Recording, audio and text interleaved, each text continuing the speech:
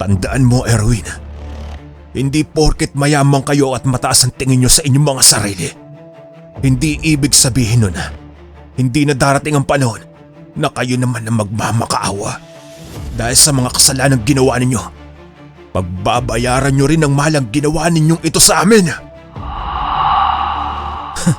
Nagpapatawa ka ba? Tinatakot mo ba ako? Baka gusto mong isunod kita sa mga napatay ko na? Nang malaman mo na lahat ng gusto ko ay nakukuha ko.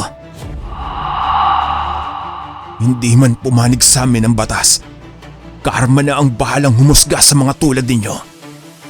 Dahil darating din ang panahon na sisingiling kayo ng mga sarili ninyong konsensya. Ba't talagang nagawa mo pang ang balikat ko?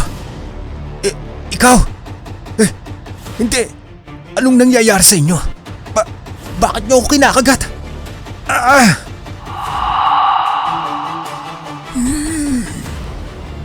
Ang bango ng amoy mo. Nagugutom na ako. Hindi. Lumayo ka.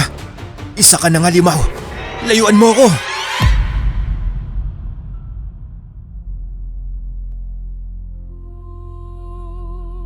Ang kwentong ito ay hango sa karanasan ni Patricio taong 1961 sa bayan ng San Felipe. Matapos mamatay ng ama ng magkapatid dahil sa pagkakautang, para mabayaran ang natirang utang nito, napilitang magtrabaho sa hasyenda ni Don Fernando, si Patricio at Luminda.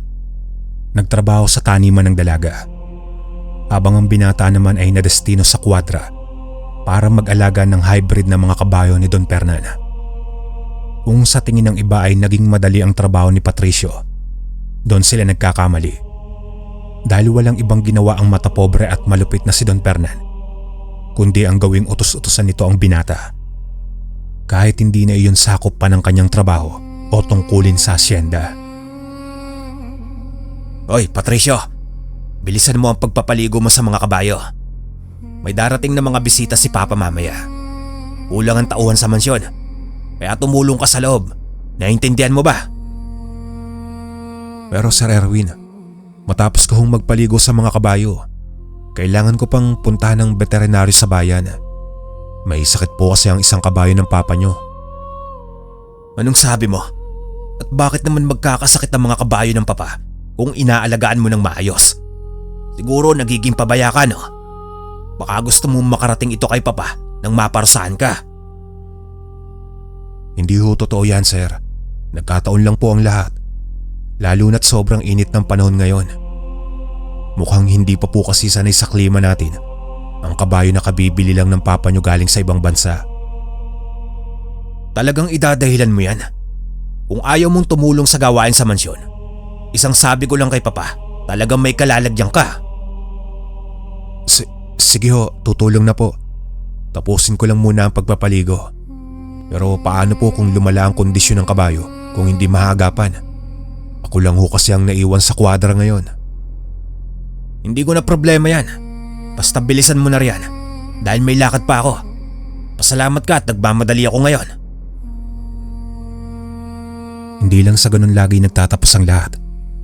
Dahil hindi lamang ang Don ang namimiyasa at maging ang uniko iho nitong si Erwin ay parang hari kong mag-utos at manglait ng tauhan nila mula sa loob at labas ng kanilang asyenda, na kung hindi lamang dahil maraming nangangailangan ng trabaho sa lugar nila, ay wala rin magtatagal na tauhan sa kanila dahil sa masamang pag-uugali ng mag-ama.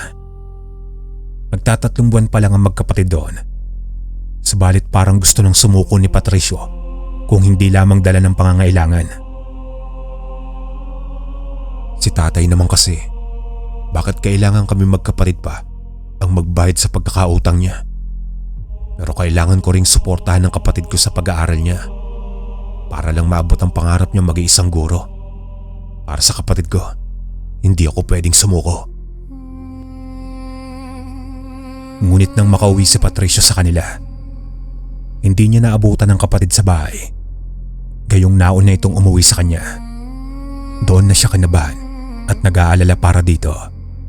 Nang muli siyang bumalik at magtanong sa mga kasama nito sa taniman, Sa kanya napag-alamang inutusan daw ito ng Sir Erwin nila at pinapunta ng mansyon. Bakit naman inutusan ni Sir Erwin si Luminda? Kanina pa tapos ang tungkulin niya. Pagdidilig lang naman ang trabaho niya sa taniman, hindi ho ba?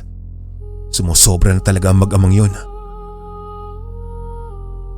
Madilim ang kanyang anyo nang sumugod sa mansyon nila Don Fernan. Subalit hindi niya pa rin nakita ang kapatid. Maging ang mag-ama mismo ay wala sa mansyon. Tanging ang bagong katulong lang nilang si Manang Pe ang inabutan ni Patricio na nagliligpit sa malaking sala. Nang tanungin niya ito, maging ito ay nagtataka at hindi alam kung nasan ang kapatid niya. Gayong delikado na raw ang magpagabi sa daan at ayon pa sa ginang, dapat raw na hindi niya nahinayaan pang magtrabaho sa asyenda si Luminda. Bakit naman ho? May problema ba, Manang Pe? Bukod sa pagiging mahigpit at palautos na mag-ama, may dapat ho ba kaming paghandaan? Hindi ho ba't kayo iyong bagong napasok rito sa mansyon? Tama ka, iyo. Pero kilala ko ang dikaw ng bituka ng mag-amang yon. Hanggat maaga pa, mas mabuting pahintuin mo na ang kapatid mo sa pagtatrabaho dito bago pa mahuli ang lahat. Pag-iisipan ko ho iyan, Manang. Pero kailangan ko munang makita ang kapatid ko para mapag-usapan namin yan. Wala rin naman ho kasi kami pagpipilian. Gayong iniwang kami ni Tay na baon sa utang. Kahit naging malaking palaisipang kay Patricio ang sinabi ni Manang Pe, sinunod niya ito at umuwi na lamang. Ngunit laking gulat niya nang abutan niya ang kapatid sa malit nitong silid. Mugto ang mga mata at tahimik na umiiyak. Ngunit kahit anong gawin niyang pagtatanong dito, ay ayaw sumagot ni Luminda. Ayaw nitong sabihin ang problema. Nang sumunod na araw nun, nalaman na lamang ni Patricio na lumiban sa klase ang kapatid. Laking pagtataka pa niya nang lumabas itong balot na balot kahit mainit ang panahon. Ano bang nangyayari sa'yo, Luminda? Bakit ayaw mo magsalita? Bakit hindi mo sabihin kung may problema ka? Kita mo nga at pinagpapawisan ka na, pero nakajacket ka pa rin. Gaya ng nauna, walang nagawa si Patricio nang ayaw kumibo ng kapatid. Iniwan niya ito sa bahay nila at muling pumasok sa asyenda ng araw na iyon. Gayong kailangan niya pang alagaan ng kabayo ng Don. Hindi pa siya nakakarating sa kwadra nang makita niyang nagkukumpulan ng mga tao sa isang kulungan ng mga kabayo.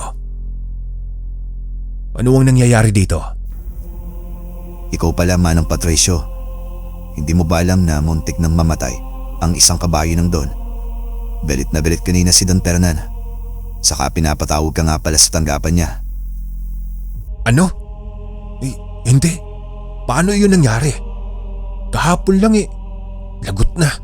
Hindi ko nga pala napunta ng veterinary sa bayan. Nako, mukhang malalagot ka nga talaga nito, Manong. Good luck na lang sa'yo. Kasalanan naman kasi ito ng anak niya. Kaya hindi ako nakaalis kahapon dahil sa mga utos nila. Kaya wala siyang karapatang isisi sa akin ang nangyari sa kabayo nila. Nang humarap si Patricio kay Don Fernan, parang nagbabaga ang mga mata nito nang tumingin sa kanya. Pero nanatiling taas na ang binata dahil alam niyang hindi niya naman kasalanan ang nangyari sa alaga nito. Dahil hindi lamang siya ang nakatoka ng mga panahong iyon. Alam mo ba kung ano ang naging pagkakamali mo, bata? Hindi ho, sir. Kung tungkol po ito sa nangyari sa kabayo niyo, baka pwede niyo na muna akong hayaang magpaliwanag. Ano pa ang kailangan mong ipaliwanag? Kung alam ng lahat na hindi mo ginampanan ng maayos ang iyong tungkulin.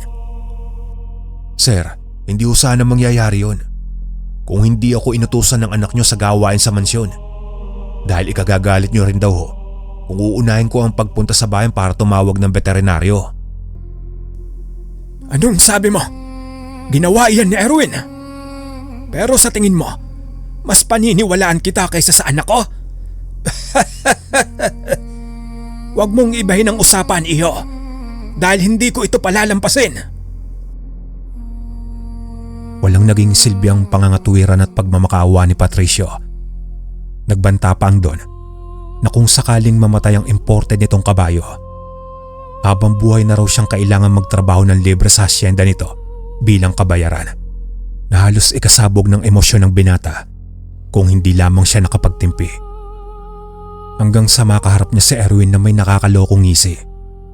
Doon palang kinutuban na si Patricio na masama. Akala mo ba, hindi ko alam na isinumbong mo ako? Oh, anong nangyari? Pinaniwalaan ka naman ba? Oo nga pala, kamusta ang magaling mong kapatid? Hindi ko akalaing palaban din ng isang yon. Anong sinabi mo? Anong ginawa mo sa kapatid ko? Ano naman sa tingin mo ang gagawin ko? Sa babaeng akala mo kung sinong Maria Clara? Bawiin mo ang sinabi mo. Hindi ako natatakot mawala ng trabaho kung iinsultuhin niyo lang ang kapatid ko. Aba, ano? Lalaban ka? Mukhang palabang ka na rin ah. Tignan natin mamaya kung hanggang saan ang tapang mo. Anong gagawin ninyo? Hindi. Bitiwan niyo ako. Makakarating ito sa doon. Paano kung ipinaubaya ka na sa akin ni Papa? Dapat daw kasing turuan ng leksyon ng mga tulad mo na hindi marunong sumunod sa utos. Mga kasama, dalhin niyo ang lalaking iyan sa bodega. Hindi.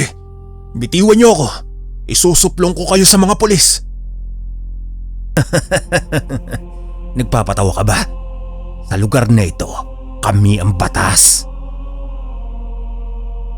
Walang nagawa noon si Patricio, kundi tanggapin ang naging kapalaran niya mula sa mga kamay ni Erwin. Ginapos siya ng mga tauhan nito at binugbog hanggang sa halos hindi na siya makagalaw pa. Pinakawalan rin siya ng mga ito. Subalit nagbanta naman itong tatapusin ang buhay nilang magkapatid kung magsusumbong sila. Umuwi noong puno ng galit at pagkamuhi sa Patricio. Halos gumapang na siya para lamang makauwi sa kanila. Balot naman ng pinagsamang dugo at luha ang kanyang muka at katawan nang makita siya ni Luminda sa labas ng kanilang tarangkahan. Wala silang awa, Minda. Pinagtulungan nila ako. Ayaw rin akong paniwalaan ng doon. Nalaman kong magkakampi sila sa pagpapahirap sa akin. Doon bumuhos ang luha ni Luminda. Saka nito inamin kay Patricio ang pananamantalang ginawa sa kanya ng anak ng Don na nauwi sa pangahalay at pagbabanta. Halos sumabog ang binata dahil sa nalaman. Magkayakap silang nagdalamhati ng gabing iyon. Huwag kang mag-alala, Minda. Makakaganti rin tayo sa kanila. May awa ang Diyos. Hinding-hindi niya tayo pababayaan. Magbabayad ang mag-amang yun. Lumipas ang 5 araw. Matapos magtago ng magkapatid at magpagaling sa tinamo nilang sugat, napilitang lumiban ng 1 linggo ang kapatid ni Patricio dahil sa nangyari dito. Sa tulong ng lola ni Arnold na kumukupkup sa kanila ng pansamantala, matapos malaman na maglola ang nangyari sa kanila, doon muling nagdesisyon si Patricio na magpakita sa hasyenda. Hindi upang magtrabaho pa, kundi para pagbayarin ang mag-ama sa kanilang ginawa. Handa akong maging makasalanan, makaganti lang sa mga demonyong mag-amang yon. Sigurado ka na po ba, Manong? Paano kung mahuli ulit kayo nila Sir Erwin? Ang dami pa namang tauhan ng damuhong yon. Huwag kang mag-alala, Arnold. Pinagandaan ko ang araw na ito. Ano man ang mangyari, kayo na ang bahala kay Luminda. Isinanla ko na ang bayat lupa namin. Kung hindi ako makabalik, ibigay mo sa kanya itong sulat. Malalaman niya kung nasa ng papeles na kailangan niya. Pero huwag kang mag-alala, Manong. Makakaasa kang hindi namin pababayaan si Ate Minda. At sana nga po makabalik kayo na ligtas. Tinitiyak ko pong malulungkot ng gusto ang kapatid niyo kung may mangyaring masama sa inyo. Sa tulong ni Manang Pe, nakapasok ng mansyon si Patricio. Walang kamalay-malay ang katulong na may iba siyang motibo sa pagpunta roon. Nagkataon ding nagiinuman sa loob sina Erwin at ang ilan sa mga tauhan nito. Habang si Don Pernan naman ay natutulog ng gabing yon, bigla namang namatay ang ilaw sa buong kabayan. Nagkagulo ang grupo ni Erwin habang panay naman ang mura nito. Ngunit wala silang kamalay-malay na isa iyon sa plano ni Patricio. Hawak ang 2x2 na kahoy. Isa-isa niyang nilapitan ang mga tauhan ni Erwin at pinaghahampas ang mga ito sa kanilang batok. Sino yan? Magpakita ka! Ngunit puro daing na lamang ang maririnig sa madilim na sala. Hindi pa napapatumbalat ni Patricio ang mga tauhan nang hindi sinasadyang matisod siya sa bote na nagkalat sa saig na marmol. Doon siya nahuli sa balikat na nag-iisang tauhan ni Erwin na natira. Gamit ang nahugot nitong flashlight. Sa pilitan nitong tinanggal ang takip niya sa muka nang pilipitin nito ang kamay niyang may hawak ng kahoy. Ikaw? Hindi ba't ikaw yung tauhan sa kwadra? Ba't talagang may gana ka pang magpakita at manggulo ha? Ngayong nahuli na kita, sa tingin mo makakawala ka pa. Ang dapat sa'yo, lumpuhin at ibaon sa lupa. Hindi ka magtatagumpay. Halos panawan ng ulirat si Patricio nang suntukin siya sa sikmura ni Erwin. Wala siyang kalaban-laban dahil nasukol na siya. Lalo na't mas malaki ang pangangatawan ng mga ito sa kanya. Bugbog ang tinamo niya sa pangalawang pagkakataon. Subalit pilit niya itong tiniis. Nagpumilit din siyang makawala upang mabunot lamang ang punyal na nakasuksok sa suot niyang bota. Muli siyang nakatanggap na suntok sa tagiliran na siyang ikinabagsak niya ng tuluyan. Bagamat iyon ang sinamantala niyang pagkakataon, matapos mabunot ang punyal, buong lakas niya itong iwinasiwas sa mukha ni Erwin na akmang yuyuko sana para kutyain lamang siya. Mamatay ka ng hayop ka! Walang niya ka, nagawa mo pa talaga akong sugatan sa mukha. Itong sayo! Ano? Papalag ka pa rin. At itong punyal mo, mas maganda kung sayo ko itutusok. Wag! Halos kapusin ng hininga si Patricio nang isaksak ni Erwin sa tagiliran niya ang kanina lang ay hawak niyang punyal.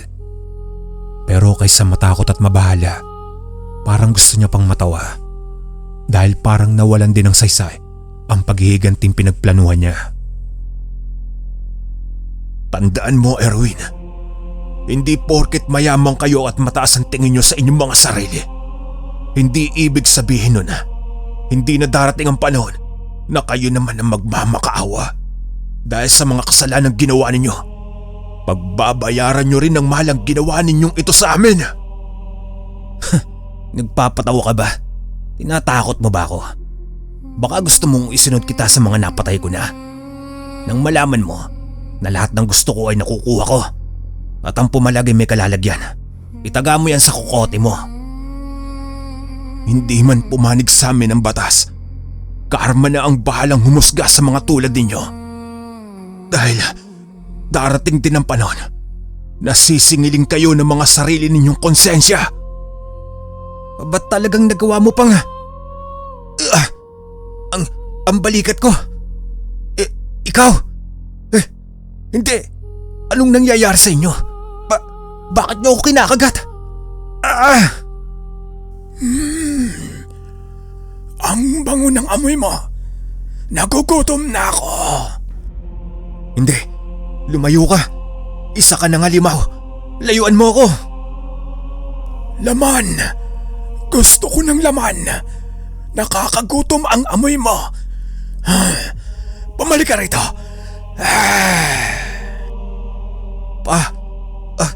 Anong nangyayari sa inyo? Bakit nagmukha kayong alimaw? Hindi. Lumayo kayo sa akin. Nagugutom na ako. Ang bango ng dugo mo. Gusto kong kumain. Sinamantala naman ni Patricio ang pagkakataon na tumakas nang pakawalan siya ng tauhan ni Erwin.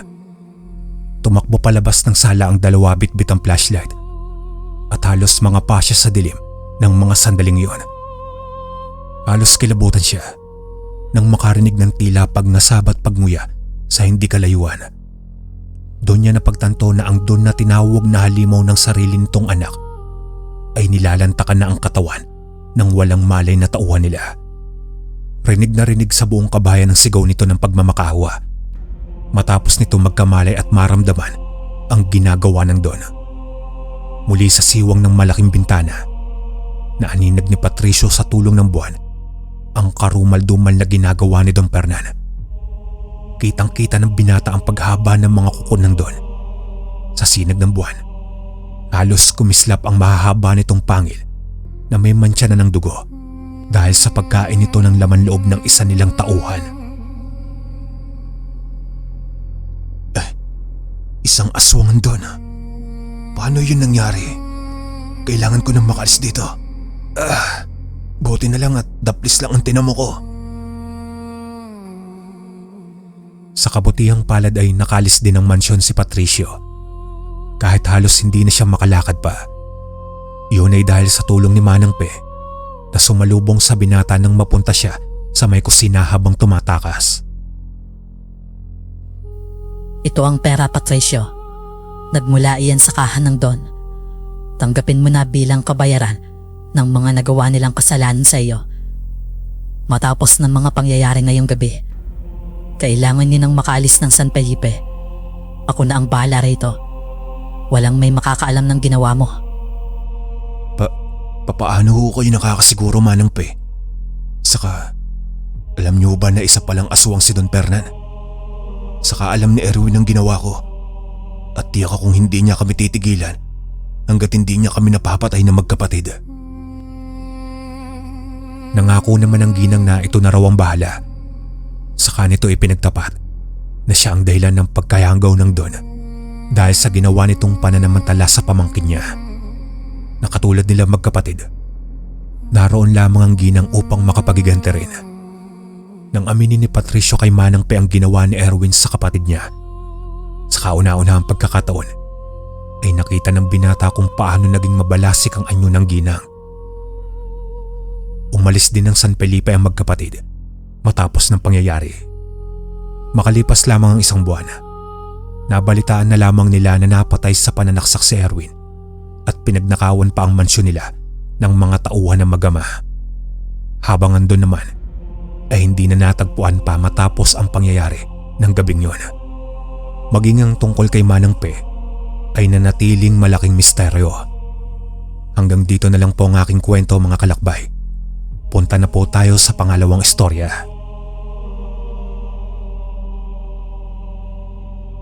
Sa tulad nating mga Pilipino, ang ating mga lolo ay isa sa mga taong masasabi nating tinitingala natin at lubos na iginagalang. Nakikita natin sila bilang simbolo ng karunungan at katatagan. Pero may ilan sa ating mga lolo ang bukod sa pagiging isang inspirasyon ay naging bayani din sa kanilang kapanahunan.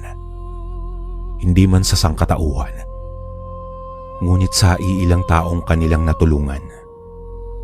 Kagaya na lamang ng kwento ni Estong tungkol sa kanyang lolo Pablo at sa kung papaanong nailigtas nito ang buhay ng kanyang mga kabaryo.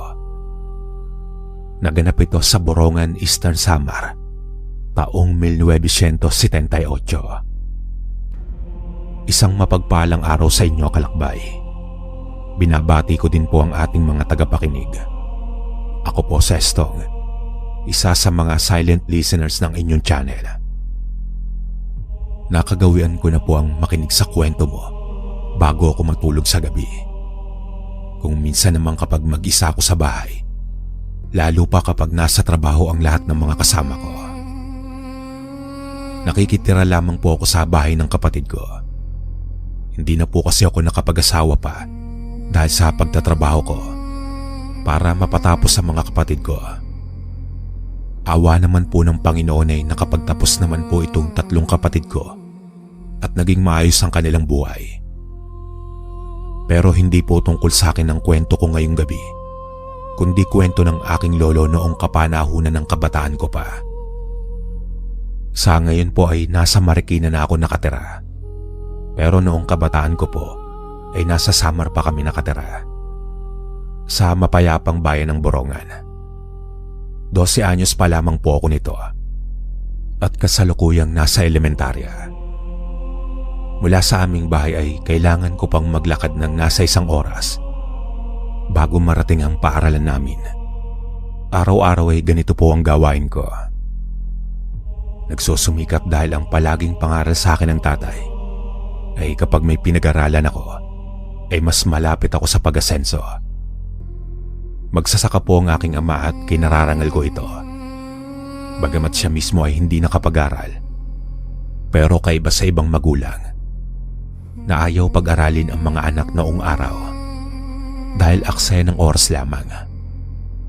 Ang tatay ko ay suportado ang edukasyon at alam niyang ito ang daan para sa pag-unlad namin. Kaya nga kahit kalabaw na siya, ay sinikap niyang makapag-aral kami. At kaagapay ng mga sakripisyo ng tatay, ang pagiging maalaga at butihing ilaw ng tahanan ni inay. Simpleng buhay po pero kontento ako at masaya. Ano pa nga ba ang mahihiling ng isang batang probinsyanong katulad ko? Di ba kundi ang masayang pamilya na walang pag-aaway-away at walang lamangan. Malayo po ang isipan ko noon sa mga material na bagay. Isa sa mga paborito kong gawain noon ay ang sumama sa lolo ko kapag nagtutungo ito sa kagubatan. Ito ay para mga so. Sa maniwala po kasi kayo o sa hindi, ay may mga usap pa sa aming kakahuyan dati. Bukod dito ay mahilig manghuli ng bayawak ang lolo. Napakasarap nito, lalo na kapag niluto ng lolo sa gata. Isang Sabado noon, walang pasok sa eskwela, kung kaya't hindi pa man ako nakakapag-almusal, ay nasa daan na ako papunta sa bahay ni Lolo Pablo. Hindi ako mahilig makipaglaro sa mga kaidarang ko noon. Mas gusto kong matuto ng mga bagay na kapaki-pakinabang. Gusto ko kasi palagi na maramdaman ko na may silbi ako sa bahay at sa lugar namin kahit bata pa lamang ako. Itong Sabadong ito ay espesyal po sa akin. Tuturuan po kasi ako ng lolo sa paggawa ng panilo sa bayawak. Matagal ko na kasing kinukulit ang Lolo Pablo na turuan niya akong manghuli ng bayawak. Ayaw lang talagang pumayag pa ng lolo dahil sa sobrang bata pa daw ako at kilala niya ako. Kasi oras na matutuhan ko ang isang bagay ay hindi ako titigil hanggang sa magawa ko ito sa aktual na sitwasyon. Natatakot ang Lolo Pablo na baka kapag natuto ko sa panghuhuli ng bayawak ay magtungo ako sa gubat ng mag-isa para dito. Bagay na napakadelikado. Hindi lang kasi bayawak ang nasa gubat namin, kundi mga aswang. Tama po, kalakbay. 3 buwan na po kasi ang nakakaraan. Sa parehong gubat ay may natagpo ang katawan ng 2 estudyante. Isang dalaga at isang binata. Ayon sa mga usap-usapan, ay maaaring naisipan itong 2 ang gumala sa gubat sa gabi. Subalit hindi nila inaasahan na hindi lamang sila ang gumagala sa may kakahuyan. Gabi bago natagpuan ang mga katawan nito, ay nakarinig ang mga kalugar namin ng sigawan sa gubat. At iyon na nga ang nangyari kinaumagahan.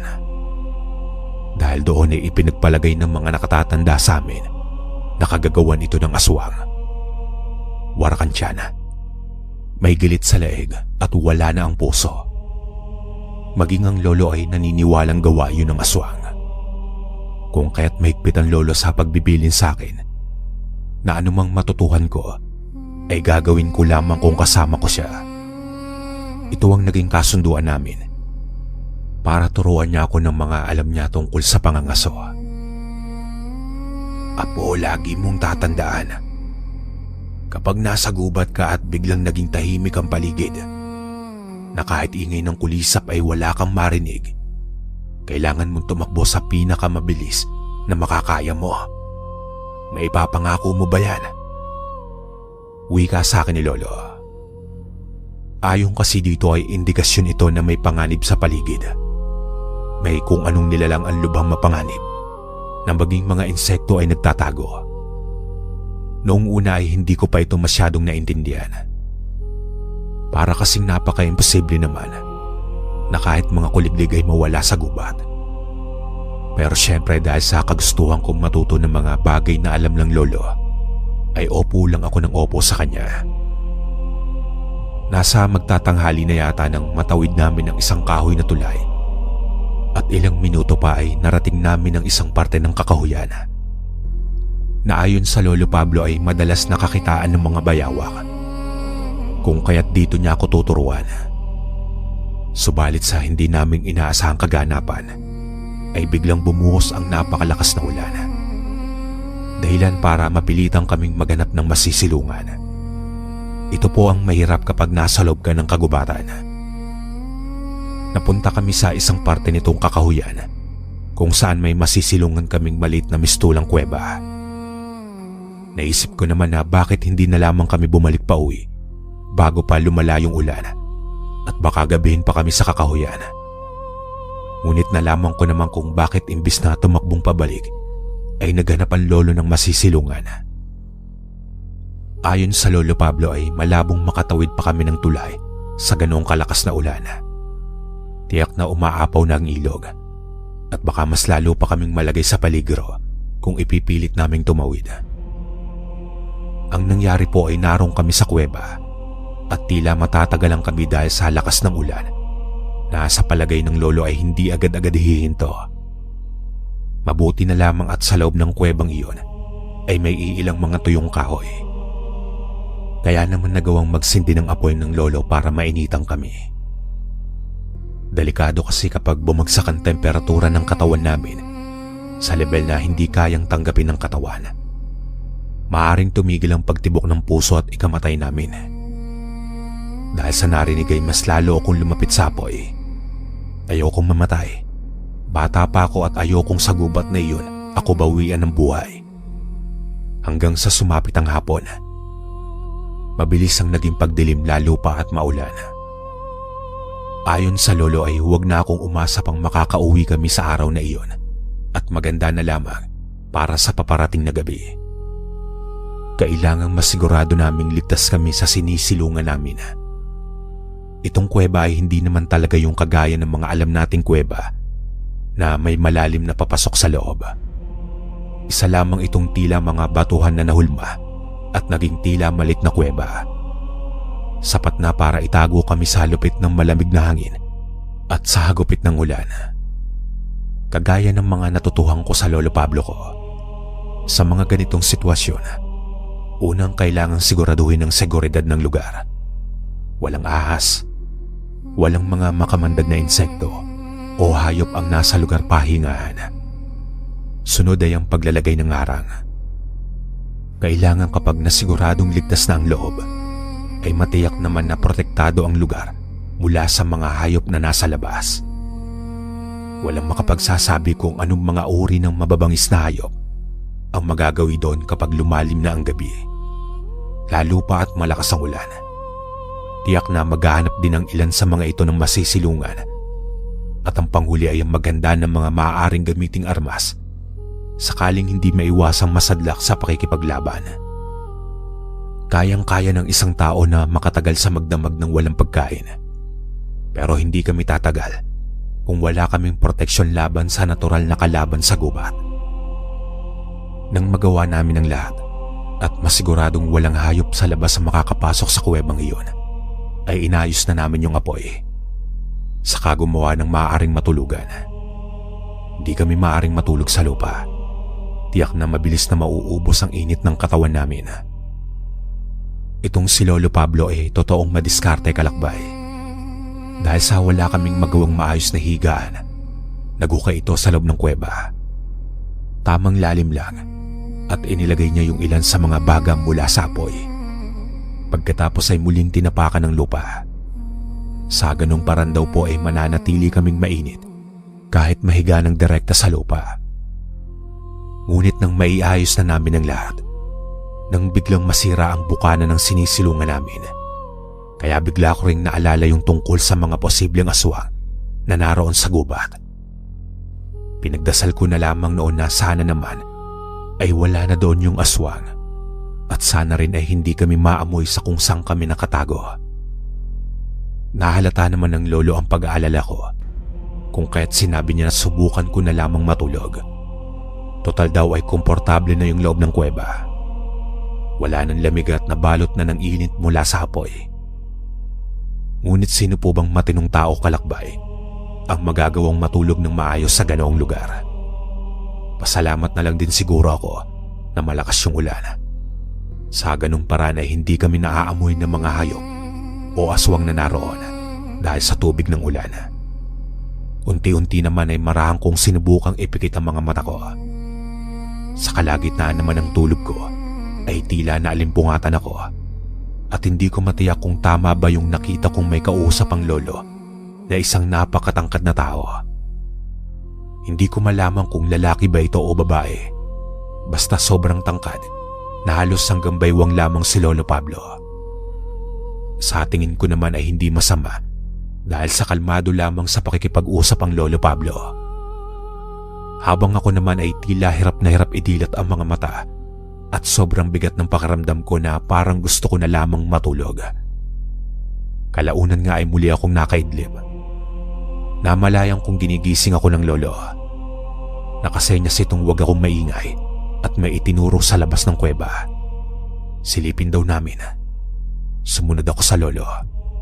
Marahang kaming sumilip sa mga dahong ipinangharang namin at doon ay nakita ko yung aswang na nagpapabalik-balik. Hindi ko alam pero tila hindi nito batid na naroon kami. Nagpapabalik-balik lamang ito at mukhang may hinahanap. Muling sumenyas si Lolo Pablo na huwag akong maingay.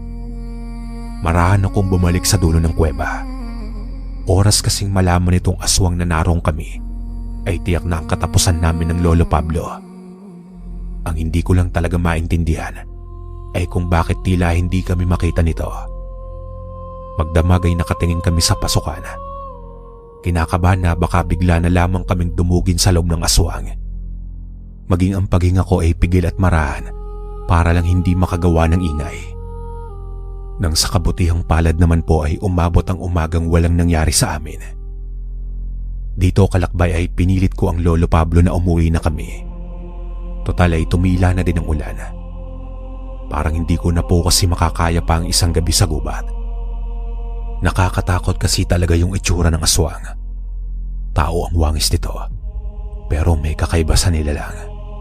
Yung aura, yung maitim na kulay nito at ang nakakatakot na pagsingal ng aswang. Pero sa hindi ko po inaasahang pangyayari, bagamat huminto na nga po yung ulan, sobrang lakas naman po ng agos ng tubig sa ilog. Maging yung tulay ay hindi ko mawari kung nasira na ba o nalubog lang sa baha. Lolo Pablo, ano po ang gagawin natin? Paano po tayo makakauwi nito? Ayoko na pong magpagabi dito. Baka sa susunod po ay hindi na tayo swertehin pa at mahanap na tayo ng aswang. Uwi ka ako sa aking lolo at nagmamakaawa na akong umuwi. Hindi nyo naman po siguro ako masisisi, Kalakbay. Bata pa lang ako noon. Alam kong wala akong magagawa. Oras na makasagupa namin ang aswang. Pero pinakalma naman ako ng Lolo Pablo ko at sinabing may alam siyang maaari naming daanan. Ngunit may kalayuan ito at ilang oras din ang gugugulin sa paglalakad at pag-akyat sa mga lugar na matatarik. Nagumpisa na nga kaming tahakin ng kakahuyang tila nag-iba ang itsura dahil sa nagdaang pagulan. Habang naglalakad nga kami, ay naalala ko yung nakita ko noong gabi. Kung kaya't natanong ko sa lolo kung sino o ano ba yung kausap niyang matangkad na tao noong bago namin nakita yung aswang. Iginiit ko na totoong nakita ko yun at hindi ako nananaginip. Hindi naman ito itinanggi ng lolo. May kausap nga raw siya noong nagdaang gabi. Ayon sa lolo ay gabay niya itong engkanto. Simula daw noong bata pa siya ay kilala niya na ito. Ayon pa sa lolo ay hindi niya maaaring banggitin sa akin ang ngalan ng engkanto. Hindi ko alam kung bakit pero hindi ko na din ipinilit pang itanong. Pagkukwento pa ng lolo ay lumalabas yun kapag nasa peligro ang buhay niya, kagaya ng nangyari kagabi. Dumating itong gabay niya para balaan siya sa paparating na aswang at kung papaano niya ito maiiwasan. Dito, Kalakbay, ay may ipinakita sa akin si Lolo Pablo. Isang halamang pamilyar sa akin. Alam kong luya ito Pero ayon sa lolo ay nagmula ito sa mundo ng mga engkanto.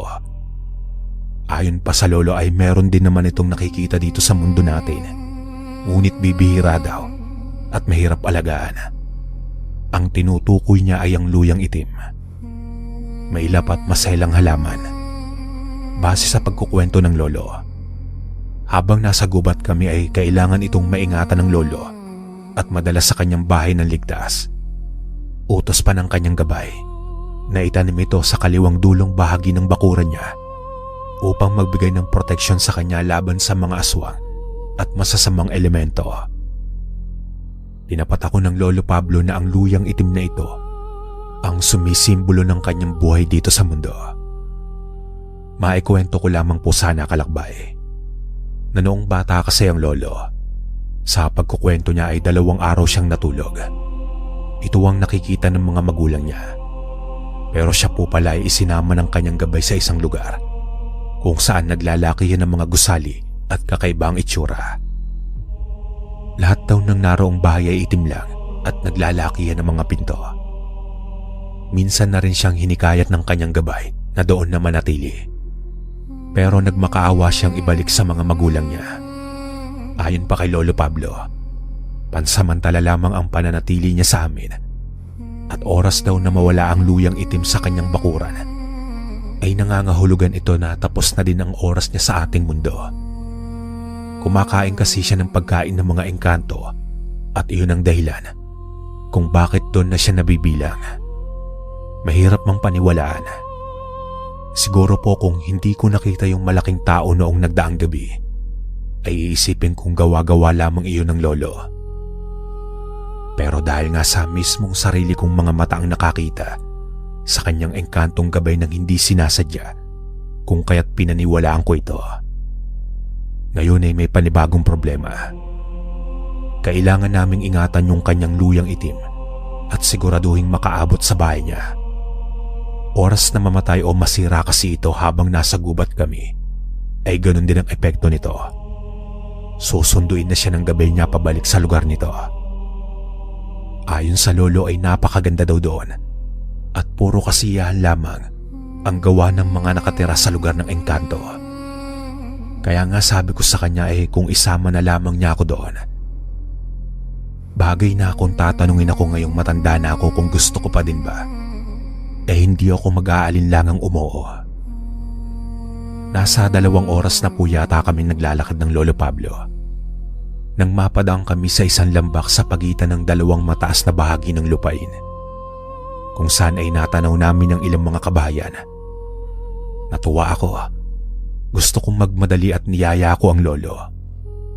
Pero pinigilan ako nito at sinabing huwag akong maingay.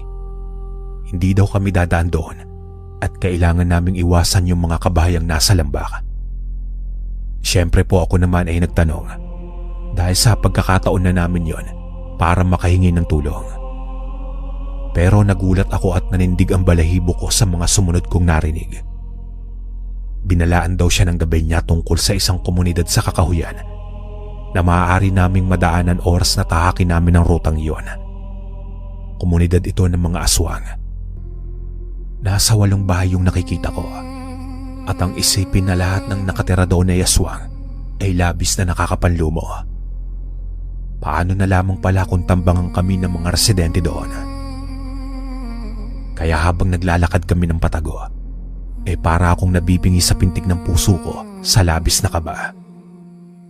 Para bang lahat ng pagkaluskos at huning naririnig ko napapalingon na lamang ako sa pag-iisip na baka mga aswang na iyon at sinusundan kami. Sa kabutihang palad naman po ay nalampasan namin ito ng walang aberya. Saka pa lamang ako nakahinga ng maluwag nang hindi ko na matanaw pa yung mga kabahayan. Kung titignan po parang mga ordinaryong bahay lang. Pero oo nga naman. Isipin niyo po sa gitna ng gubat may nakatirang mga tao. Iwas sa mga kabayanan at mahirap na puntahan. Nakakapagduda talaga. Matapos po naming malampasan itong kuta ng aswang, isang malawak na kakahuyang pantay po ang dinaanan namin na halos magkakapareho ang mga puno. Kung kaya't napakadaling maligaw dito kung mag-isa ka lamang. Mabuti na lamang at magaling sa direksyon ng lolo. Matandain siya sa mga nadadaanan niya dati, kaya hindi kami naligaw doon. Isa pa ay nagagawa niyang makilala ang mga pagkakaiba ng punong naroon. Gayong sa mata ko ay magkakapareho lang po sila. Bandang tanghali po nang magpahinga kami sa isang mabatong bahagi, kung saan naman ay may maliit na bukal na dinadaluyan ng malamig at malinis na tubig. Habang naroon nga ay natanong ko ang lolo kung papaano niyang nakabisa ang mga daan doon at kung hindi ba siya natatakot na mag-isang gumala sa ganong kakapal na kagubatan. Alam mo, apo, noong kabataan ko ay wala kaming ibang aasahan kundi ang makakuha sa kalikasan. Wala kaming pera noon at tanging lakas ng katawan lamang ang meron kami. Kaya kahit natatakot ako noong bata ako na pasukin ng kakahuyang ito, ay kailangan kong gawin para sa mga kapatid ko. Takot ako sa kakahuyan, pero mas takot akong magutom ang mga mahal ko sa buhay. Sagot sa akin ng lolo. Ayon pa sa lolo ay nalalaman lamang ng tao ang totoong kapasidad nito kapag nalagay sa pinakaalanganin at pinakagipit na sitwasyon. Iniyukit ko ito sa aking isipan. Pinangako ko sa sarili ko na susundan ko ang yapak ng lolo. Susundan ko ang kabutihan niya at pagmamahal sa pamilya. Nang maya-maya nga po ay nakarinig kami ng mga ingay at halakhakan sa di kalayuan. Bagay na ikinabahala ng Lolo Pablo. Nagmadali kaming sumiksik sa mga batuhan malayo sa may bukal. Malaki kasi ang posibilidad na sa bukal na iyon tutungo ang mga ito. Kagaya ng mga uhaw na hayop, ay malamang na naghahanap ito ng tubig. Maliit man itong siwang sa batuhan, ay nagsusumiksik kaming dalawa ni Lolo. Sa siwang na yun lang kasi ang pinakaligtas na lugar sa amin ng mga oras na iyon. Marahan akong sumilip. Gusto kong makita kung sino ang mga paparating. Mga tao ba ito mula sa kuta ng aswang o mga mangangaso? Nang makita ko naman sila ay isa lang ang natitiyak ko. Hindi sila mga taga roon sa Lambak. Tila mga dayo ito. Sa hula ko pa ay mga mangangaso na doon din dumaan dahil sa nangyaring baha. Mabuti na lang at pasalungatan direksyon nila sa tutunguhin namin. Waray ko pa ay kung magtutuloy-tuloy ang mga ito, ay madadaanan nila yung lambak kung saan naroon ang mga aswang. Isa lang ang ibig sabihin nito, kamatayan para sa pangkat nila. Gustuhin ko mang balaan sila pero pinigilan ako ng lolo. Hindi daw kasi namin alam kung ano ang totoong pakay nila doon sa gubat. Hindi kami sigurado kung mga mabubuting tao ba ito o baka mas masahol pa sa mga aswang.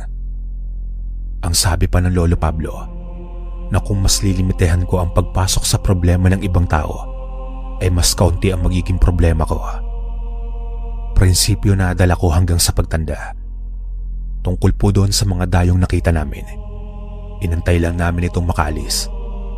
Pagkatapos ay nagantay pa kami ng ilang minuto para din kung sakaling may mga kasamaan itong nahuli ay hindi kami makikita ni Lolo Pablo.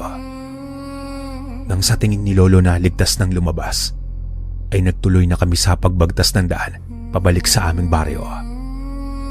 Nasa 2:00 o 3:00 na po yata ito ng hapon. Malamig na kasi ang hangin at wala na ang araw. Kalakbay. Kaya po pala nasabi ng lolo na mas ligtas dumaan dito dahil sa mistulang tila kanal na lamang ang tatawirin namin. Bagamat malakas pa din ang agos, ang kagandahan dito ay may 2 malaking buhay na puno ang tila nagsalubong para maging tawiran. Tila buhay na tulay. Matagumpay po kaming nakatawid dito at pagkalampas nga doon ayon sa lolo ay ligtas na kami. Malayo na sa kuta ng aswang at malayo na din sa baha mula sa ilog. Bandang mag-aalas 6 na siguro nang makababa kami sa aming baryo. Gutom at pagod, pero ang pinakamahalagang parte ng aming ginawa ay ang madala ng Lolo Pablo yung itim na luya sa kanyang bahay. Agad naman niya itong itinanim sa lokasyong itinuro ng gabay niya. Pagkatapos ay nagtuloy kami sa loob ng bahay niya para kumain. Nagsaing lamang ng kamote si Lolo Pablo at tinernohan namin ang kanyang burong isda na iniyaw sa lutuan. Nang makakain ay tila na numbalik yung sigla ng katawan ko. Napagtanto ko na simula nung gabi pala ay hindi na kami kumain pa ni Lolo. Panay tubig lamang. Mabuti na lang talaga nang dahil sa sobrang kaba ko hindi ko namalayan yung gutom ko hanggang sa makauwi. Pagkatapos kong kumain ay inihatid na ako ni Lolo Pablo sa bahay. Ipinaliwanag nito kila nanay yung nangyari. Labis-labis na pala ang pag-aalala nila sa akin at kung saan-saan na nila ako hinanak. Niyaya pa sana nila nanay si Lolo Pablo na maghapunan sa bahay. Pero tumanggi na ito at sinabing kakakain lang niya. Buong akala ko naman ay pagagalitan ako ng nanay at tatay. Pero maayos yata silang nakausap ni Lolo Pablo. Kung kaya't wala naman itong ibang sinabi kundi ang mag-iingat palagi sa mga ginagawa ko. Kalakbay, nang gabi pong iyon na tahimik ang aming baryo. Nakarinig kami ng mga putukan mula sa malayo, sa direksyon ng kagubatan, kung saan kami nanggaling at sigurado ako na ito yung mga nakita naming dayo sa kakahuyan. Malakas ang kutob ko na nakaengkwentro nga nila yung mga aswang. Sana nga lang ay makaligtas sila. Sambit ko pa sa aking sarili. Nakakatakot kasing isipin kung ako ang nasa sitwasyon nila. Nasa madilim na kakahuyan at napapaligiran o hinahabol ng maitim at mabalahibong aswang. Iniisip ko pa lang ay nagtatayuan na ang mga balahibo ko. Nang umaga naman po, araw ng pagpasok sa eskwela, ay hindi muna ako pumasok. Nilagnat po kasi ako. Mataas at may kasama pang ubo at sipon. Marahil ay dahil sa naulanan ako at pinasok ng lamig yung katawang ko noong isang gabi. Tila ipinaalam naman ito nila nanay sa Lolo Pablo ko, kung kaya't pinuntahan ako nito para kamustahin. Dinalhan din ako nito ng paborito kong sinabawang buko. Opo, kalakbay. Parang sopas lang din po ito. Pero imbis na yung mga makaroni ang nakalagay, mga malalambot na buko. Yung laman po ng batang nyog. Hindi pa kasi uso nun ang makaroni sa aming baryo. Pero walang kasing sarap po ito. Hindi ko lang alam kung papaanong niluluto ni Lolo Pablo. Pero kapag natikman niyo po ito, tiyak na hahanap-hanapin niyo talaga. Nagtanong naman si Lolo Pablo kung may nararamdaman ba akong kakaiba bukod sa masakit ang ulo ko. Gusto daw niyang matiyak na hindi ako napaglaruan sa may kakahuyan. Bukod kasi sa alam kong magkakasakit ako dahil sa ulan at lamig. Ayon sa lolo ko, kasi kung nakasagi ako o may nagambalang engkanto sa gubat, ay mas delikado ang kalagayan ko kung kaya gusto niyang makasigurado. Tinignan pa ni Lolo kung pantay ba yung hinlilit ko sa may kamay. Kaya naman kahit medyo nahihilo, ay sinubukan kong gawin yung ipinapagawa niya. Ayon sa Lolo, kapag hindi daw nagpantay itong mga hinlilit ko, ay tiyak na napaglaruan ako. Kaya ganun na nga po ang ginawa ko.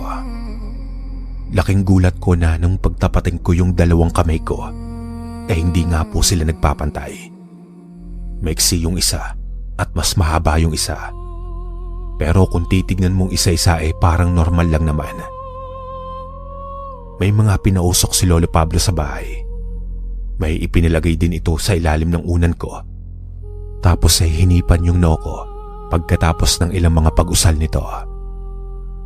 Kalakbay, linawin ko lang po na hindi manggagamot ang lolo. Hindi din po ito albularyo. Nang tanungin ko naman kung paano niyang natutuhan yung mga inusal niyang kakaibang salita, turo daw ito ng gabay niya. Mga buhay na salita na maaaring makagamot o makapagbigay karamdaman sa tao. Depende sa intensyon na nag-uusala. Ayon sa lolo ay nakasagi ako ng nilalang na hindi nakikita doon sa kuweba. Tinanong ko kung bakit siya ay hindi nagkasakit dahil daw ito sa kanyang gabay. Kung mas mataas ang uri ng engkantong gabay, ay hindi siya maaapektuhan.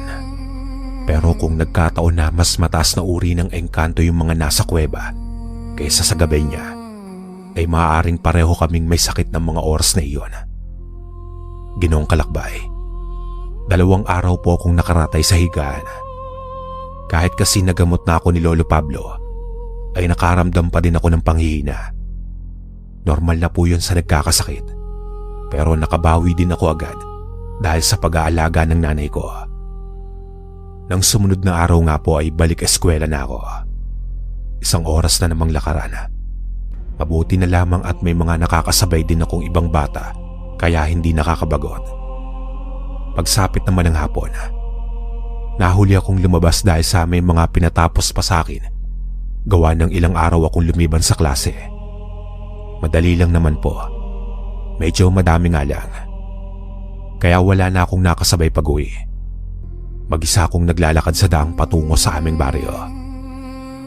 Kagaya nga po ng nasambit ko sa unahan, ay nasa 1 oras na lakaran din ito pa uwi. May iilang kabayan din naman pong nadadaanan.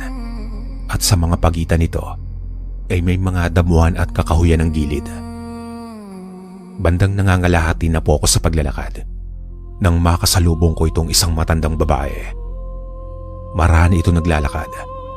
May bitbit na sako na pakiwari ko pa kamoteng kahoy. Tila pahirap na hirap. Naawa po ako dito at sinubukan kong alukin ng tulong para ako na sana ang magbubuhat, pero tumanggi na itong matanda. Nakangiti itong nagpasalamat at sinabing malapit na lang din naman daw ang bahay niya. Mabuting bata daw ako. Tapos sambit pa ng matanda na magmadali akong umuwi at maggagabi na. Delikado daw kasi sa batang katulad ko ang nagpapagabi sa labas, lalo pa at liblib na ang mga susunod na dadaanan ko. Natuwa naman ako sa sinabi nitong matanda. Kahit di ko man natulungan, pero ramdam kong naibsan ang pagod niya dahil sa pag-aalok ko ng tulong. Nagpatuloy na lamang po ako sa paglalakad. Tanda ko pa noon ang kulay kahil na kalangitan habang papauwi ako. Sa likod ko ay ang papalubog na araw at sa harap ko naman ay paparating na gabi. Kapag nasa lugar po kayo na mapuno, mas mabilis po ang pagdilim, oras na lumubog ang araw. At mag-uumpisang mag-ingay nito ang mga kuliglig. Bagay na napakasarap gunitain ngayon.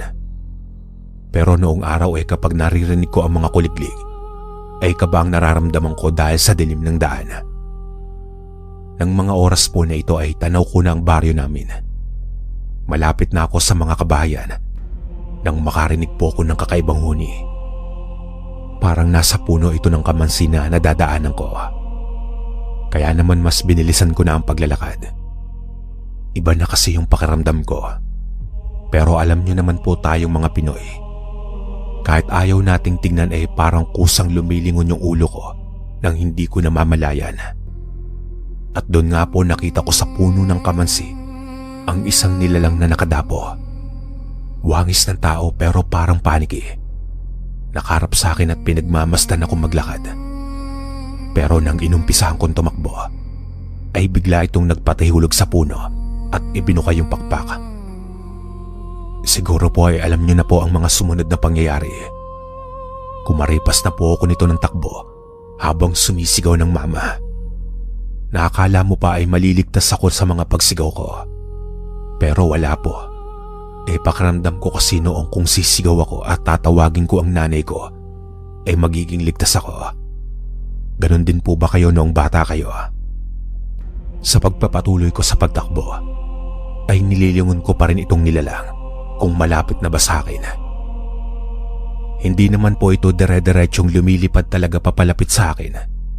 Parang kumukuha lang po ng buwelo. Lilipad tapos dadapo sa puno. Pagkatapos noon ay lulundag uli para lumipad papahabol sa akin. Mabuti na lamang po at sa may unahan ko ay natanaw ako ng mga kabaryo namin at nakitang hinahabol nga ng aswang. Yung isa sa mga ito ay si Mang Tomas. Buong lakas itong sumigaw na hinahabol nga ako ng aswang at sinabihan akong wag na akong lumingon pa at bilisan ko na lamang ang pagtakbo. Habang sila naman ay nakikita kong naghahanap ng mga pamalo at pantusok. Alanganin kasi kong itak at tiyak na nababahala din sila na sila ang dagitin. Nakita ko itong si Mang Tomas na tangan-tangan ng isang kawayang patulis at sinalubong na ako.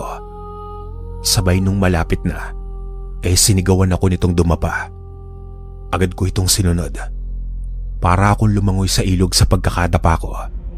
At itong si Mang Tomas naman ay sinalubong yung aswang ng kanyang kawayan. Alam ko pong natamaan niya ito. Sumigaw kasi yung aswang at wari ko ay nasaktan. Pero nakatakas pa din ito. Yun nga lang ay puno ng dugo yung dulo ng kawayan at tila may naiwang pang balat ng aswang na agad namang sinunog nila Mang Tomas. Pagkatapos ay sinamahan na nila ako pauwi sa bahay. Sa isip ko pa ay mukhang puno ako ng kamalasan noong bata ako. Inabot ng ulan sa gubat. Kamuntikan ng kainin ng aswang. Napaglaruan ng engkanto. Tapos sunod ay hinabol naman ng aswang sa daan. Minsan po ay naiisip ko kung bakit di na lang kaya ako manatili sa loob ng bahay. Doon ay walang nangyayaring masama sa akin. Pero hindi naman po pwede. Gusto ko ding malaman kasi kung hanggang saan ang kapasidad ko bilang isang tao. Kagaya nga ng sabi ni Lolo Pablo, malalaman ko lamang ito kapag nasa bingit na ako ng panganib at kagipitan. Parang nung hinabol ako ng aswang, hindi ko akalain na ganun pala akong katuling tumakbo. Grabing bilis. Pagdating ko nga ng gabing iyon sa bahay, agad akong pinaligo ng nanay ko. Hindi ko po alam ang dahilan basta pinaligo niya ako at nakita kong tinapon nila yung mga suot ko noon. Nakalimutan ko din pong itanong sa kanila kung bakit nila ginawa yon. Basta ang tanda ko po, inilagay nila sa supot tapos ipinatapon ng nanay sa tatay ko, basta sa malayo daw. Grabe naman ang gutom ko. Dahil doon kaya naparami yung kain ko, lalo pa tuyo yung ulam. Pagkatapos nung nasa higaan na po ako, panay lamang ang pag-ikot ko. Sa bawat pagpikit ko kasi ng mga mata ko, yung aswang na naiisip ko at parang sumusugod sa akin. Sa madaling sabi po ay hindi ako nakatulog ng gabing iyon. Pati na rin yung mga sumunod na gabi ay nahirapan ako sa pagtulog. Alam ko po ay may tawag doon pero limot ko. Parang epekto ng labis na takot ko sa aswang. At ang posibilidad na kung mabagal akong tumakbo, ay baka nilantakan na niya yung mga lamang loob ko. Gustuin ko mang pumasok po parang kahit umaga, ay natatakot na akong dumaan doon sa may kalsada. Lalo na doon sa may puno ng kamansi. Kaya nga naisipan nila tatay na pahintuin na muna ako sa pag-aaral ng taong iyon. Ulitin ko na lamang daw sa susunod na pasukan.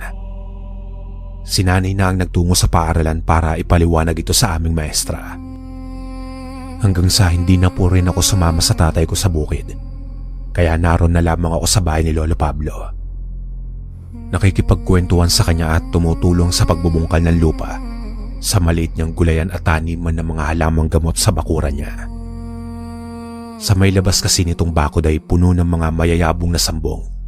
Tapos sa loob naman po, may mga sulasi at oregano at mansanilya.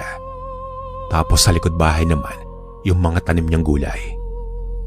Yung luyang itim naman ay maayos na nilagyan ng lolo ng bakod para daw maiwasang tukain ng mga manok at kainin ng daga. Labis ang pag-iingat niya dito na may harang pa nga para sa init ng araw. Isang hapon naman noon, nang matapos kami magbunot ng mga damo sa bakuran niya, ay naisipan ni Lolo Pablo ang magluto ng ginataang saba. Sabay-sabay din kasing namunga yung mga saging niya sa bakuran. Kung kaya para naman hindi masayang, ay unti-unti niyang niluluto. Habang nagluluto na nga si Lolo, ako naman ay nakaupo lamang sa may kahoy na upuan sa labas. Sa may harap kasi ng bakurang kami nagluto para mas masaya. Ugali kasi ng lolo na kapag nagluluto siya ng merienda at may dumaan ay tinatawag niya at binibigyan niya. Nung habang kumakain nga kami, ay may ilan siyang nabigyan. Dito ay may isang matandang dumaan. At natatandaan ko ito. Ito yung matandang nasa lubong ko na may mga dalang kamuting kahoy. Naglalakad itong nakatingin sa bakuran ng lolo ko. Inaantay kong batiin ito ng lolo sa pag-aakalang kakilala niya. Pero lumampas lang ito sa amin kaya agad kong tinanong si Lolo Pablo kung kilala niya ba ito. Pero ayon sa lolo noong hapon na iyon lamang niya nakita yung matanda. Hindi pamilyar sa kanya yung mukha. Nakwento ko naman sa kanya na pangalawang beses ko na yung nakita. Nung una ay nung galing ako sa paaralan at ang pangalawa ay ngayon nga. Nag-isip si lolo. Noon lamang ito nagawi sa aming baryo at sa tagal niyang residente doon ay kilala niya ang matatandang kaidaran niya kahit pa sa kalapit naming lugar. Pero sabi ko naman sa lolo, mukha namang matagal na yung naroon. Kasi base sa bitbit nitong kamoting kahoy, mukhang may taniman sila nito o baka binili niya. Pagkatapos naman po namin magmerenda ng lolo, pinauwi na ako nito. Huwag na daw ako magpapagabi at mahirap na. Baka daw kung anong nilalang na naman ang kumorsunada sa akin. May mga ganoong tao daw kasi talaga. Lapitin ng kung ano-ano. Lalo pa kung salubong yung balbon mo sa likod. Kagaya po sa akin, salubong ang mga balahibo ko sa likod ko. Kaya daw madalas ako makursunadahan ng mga kung ano-ano. Maayos naman po akong nakauwi sa bahay kalakbay. Ordinaryo lamang ang gabing sumapit. Kwentuhan ng magkakapatid at sila nanay at tatay naman may mga sariling paksa din. Ako naman ay nasa may pinto namin at nakatanaw sa labas ng bakuran.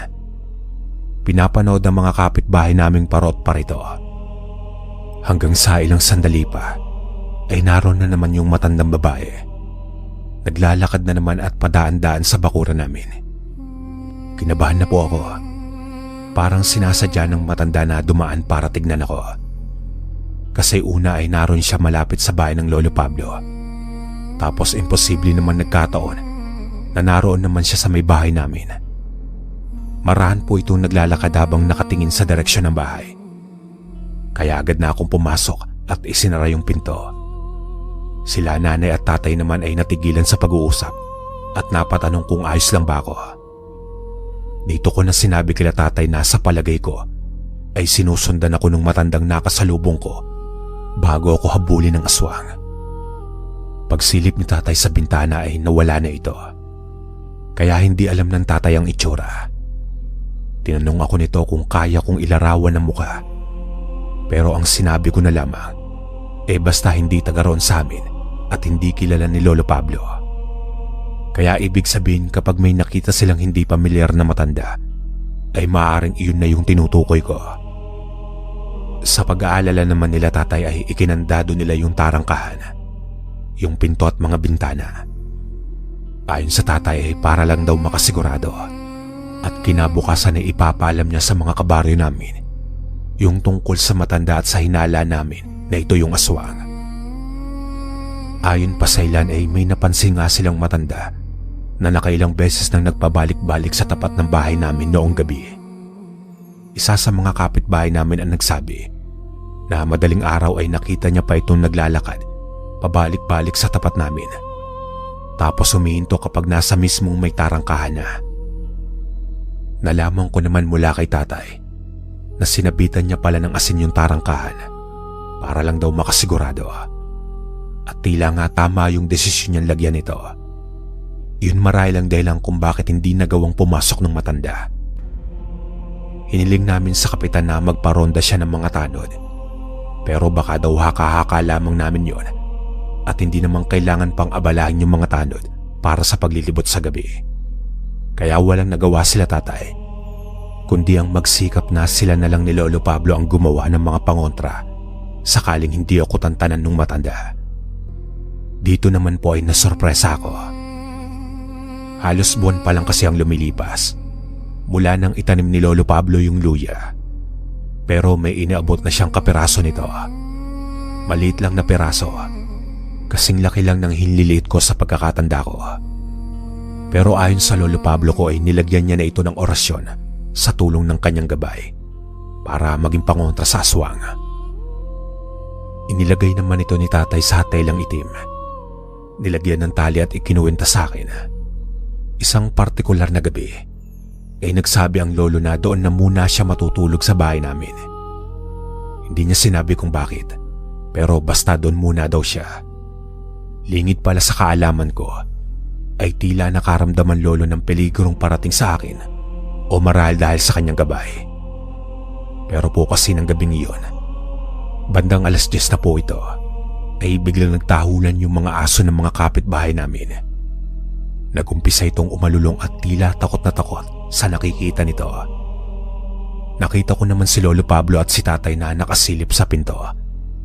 Tila may sinisipat silang kung ano. Nilapitan ko sila at tinanong kung ano bang problema at kung anong nakikita nila.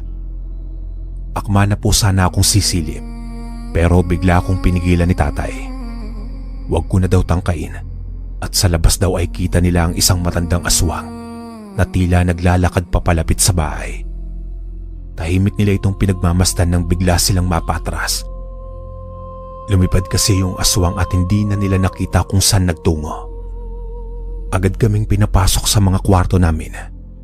Ang kamalian ko lamang po ay hinubad ko yung kwintas kong luyang itim dahil sa nangangati ako dun sa tali. Inilapag ko ito sa higaan at limot ko ng isuot pa. Pinapasok na kami sa kwarto at sinabihang magsitulog na at si tatay at Lolo Pablo na ang magbabantay. Hindi naman kami sumuway pa. Nahiga na din ako. Nakakaramdam na din kasi ako ng antok. Nang mga ilang minuto pa ang lumipas, ay nabulabog ang lahat ng nasa bahay. Paano po kasi ay napasigaw ako ng buong lakas. May dalawang nakakatakot na kamay ang lumusot sa dingding ng bahay at hinablot ako. Todo sigaw ako nito habang nakakapit sa katray ko.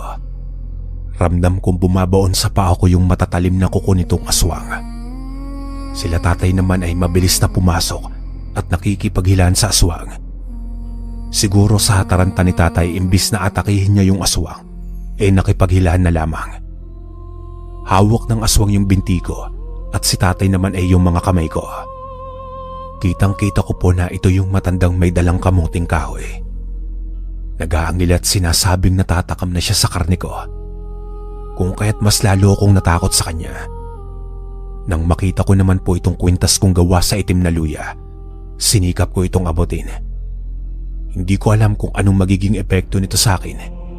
Pero bigay ito ng lolo at alam kong may kakayahan itong tulungan ako. Pero kahit hawak ko na ito ay wala pa ding tigil yung aswang sa paghila sa akin. Hanggang sa makita ko ang Lolo Pablo na nasa labas ng bahay. Nasa likuran siya ng aswang at hinagupit niya ito ng kanyang mahabang pamalong patpat. Sa bawat pagambalos nito ay may kasamang orasyon ng palo niya. Siguro po dahil sa labis na sakit ng mga palo ay nagwala itong aswang at sa lakas ay nagawa akong hilahin at nabitiwan ng tatay.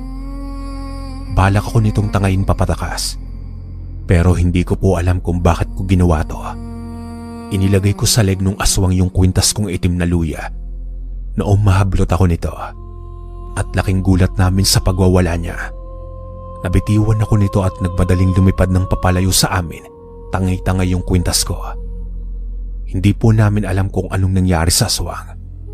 Pero simula nung gabing iyon ay hindi na ito bumalik pa. Wala nang matandaan nagpabalik-balik sa bakura namin at wala nang mga pag-atake sa akin. Siguro po ay maaaring namatay siya dahil doon sa kwintas pero hindi talaga ako sigurado. Hanggang sa ilang buwan pa ang lumipas ay nag-umpisa naman magkasakit ang lolo.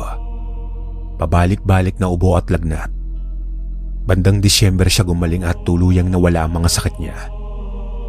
Nakapagdaos pa nga kami ng Pasko ng sama-sama. Hanggang sa sumapit ang Marso. Panahon ng taginit sa amin at panahon ng bakasyon. Kung kaya't madami na namang bata sa labas at naglalaro kahit hapon. Nasa bahay ako nito ni Lolo Pablo nang kausapin niya ako ng seryoso. Apo, huwag mong kakalimutang diligan itong mga halamang gamot ko at yung gulayan ko sa likod bahay. Mahirap nang malanta sila. Baka magtampo at hindi na mamunga pa. Magpapahinga lamang ako. Ito lang po yung mga huling salitang binitiwan ng Lolo Pablo ko. Sa pag-aakalang ang gusto niyang gawin ko ay diligan ko yung mga tanim niya ng hapong iyon, ginawa ko naman po. Diniligan ko lahat pati yung luyang itim na mayabong na ang dahon. Pagkatapos dahil sa nakaramdam na ako ng pagkagutom, ay nagpaalam na ako sa lolo ko na uuwi na muna at bukas na lang ulit. Pero lingid sa kaalaman ko, na yun na pala yung huling sandali na makakausap ko si Lolo Pablo. Nang sumunod na araw po kasi, pagpunta ko sa bahay niya ay hindi ito lumalabas. Nakailang ulit na ako ng tawag pero walang sumasagot. Bukas naman po yung pintuan. Dahil sa nainip ako ay pumasok na ako para tignan kung anong ginagawa ni Lolo. Dito na po ako napahagulgol nang makitang nakaratay ang Lolo Pablo ko sa papag na hinihigaan niya.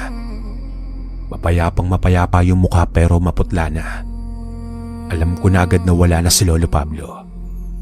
Tila tulala ako noon na naglakad papalabas ng bahay at nagtungo sa amin para sabihin kila nanay at tatay na wala na ang lolo. Kalakbay, sobra akong nalungkot noon. Pero noong mailibing na si Lolo Pablo at binalikan ko yung bakuran niya para magdilig ng halaman, napansin ko po na wala na yung luyang itim na tanim niya. Imposibleng hinukay o ninakaw kasi parang walang bakas na may nakatanim doon. Parang bula lang po na naglaho. Dito ko naalala yung sabi ni Lolo na kapag sinundo na siya nung gabi niyang engkanto para bumalik sa lugar nito, ay kasamang mawawala itong itim na luya. Bagyang gumanang pakaramdam ko sa isipin na hindi namatay si Lolo Pablo. Bagkus ay marahil sinundo na siya ng mga engkanto upang doon tumira sa kanila. Hanggang dito na lamang po ang aking kwento mga kalakbay. Maraming salamat.